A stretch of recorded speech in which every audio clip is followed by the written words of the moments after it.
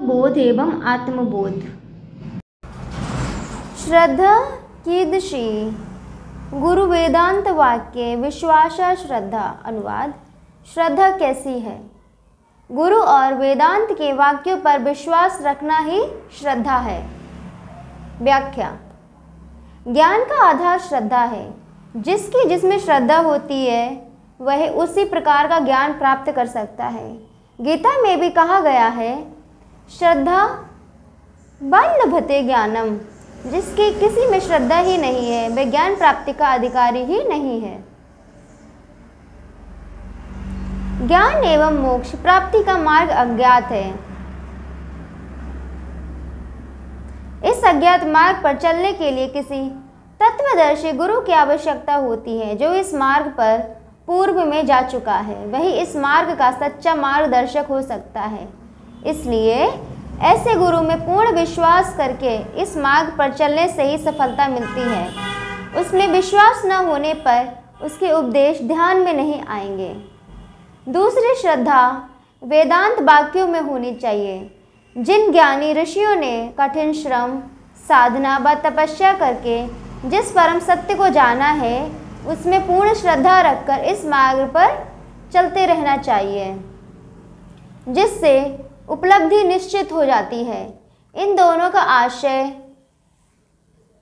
का आश्रय लिए बिना कोई भी इस मोक्ष मार्ग का पथिक नहीं हो सकता। सृष्टि का एक ही सत्य है जिसे वेदांत ने ब्रह्म नाम दिया है।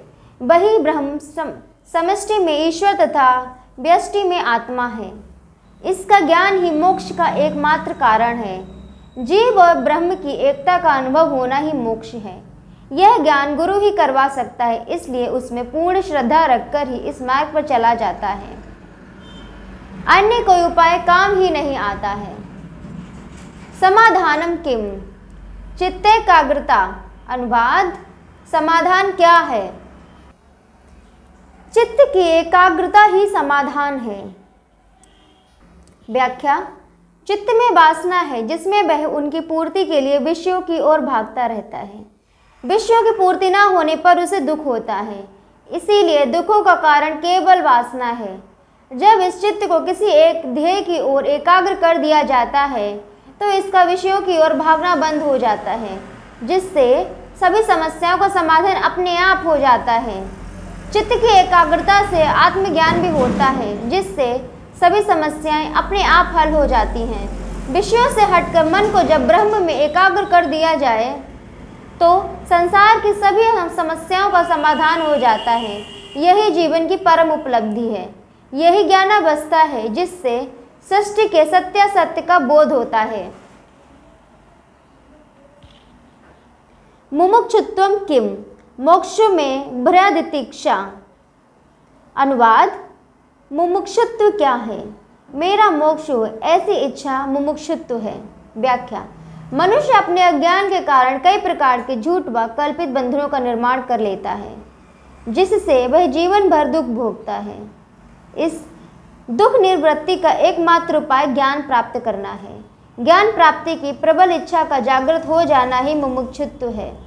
इसी ज्ञान से अज्ञान का नाश होकर जीव चेतना मोक्ष को प्राप्त होती है, जो परमानंद की अवस्था है। समाधि अवस्था में जीवन एवं ब्रह्म की एकाग्रता का अनुभव हो जाता है। यही अद्वैत की अवस्था है, जिसे जानकर वह मोक्ष का अधिकारी हो जाता है। मोक्ष प्राप्ति के लिए वैराग्य और मुमुक्षा ही मुख्य कारण है। इसके बिना मोक्ष संभव ही नहीं है। एतत् साधन चतुष्टयम् ततस्तत्व विवेकस्य अधिकारिणो भवन्ति। अनुवाद: ये 4 साधन हैं: विवेक, वैराग्य, सट संपत्ति और मुमुक्षुत्व। इनके संपन्न होने पर ही मुमुक्ष तत्व विवेक के अधिकारी होते हैं। व्याख्या: साधन के बिना साध्य की प्राप्ति नहीं होती, किंतु साधन स्वयं साध्य नहीं है। मोक्ष प्राप्ति के लिए इन चारों की साधना करने से साधक में तत्व विवेक की योग्यता प्राप्त होती है, जो मोक्ष का कारण बनती है। तत्व विवेक अथवा आत्मज्ञान के लिए इन चारों की साधना अनिवार्य है। इसमें बुद्धि निर्मल होकर स्थिर हो जाती है, जिससे आत्मज्ञान की योग्यता आती है। आत्मज्ञान की अवस्था में ही आत्मा एवं अनात्मा का भेद ज्ञात होता है। जिससे झूठे बंधन समाप्त होकर साधक मोक्ष को प्राप्त होता है। तत्व विवेका का आत्मा सत्यम तद अन्यत् सर्वं मिथ्येति। अनुवाद। तत्व विवेक क्या है? एक आत्मा सत्य है, उससे भिन्न अन्य सभी मिथ्या है। व्याख्या।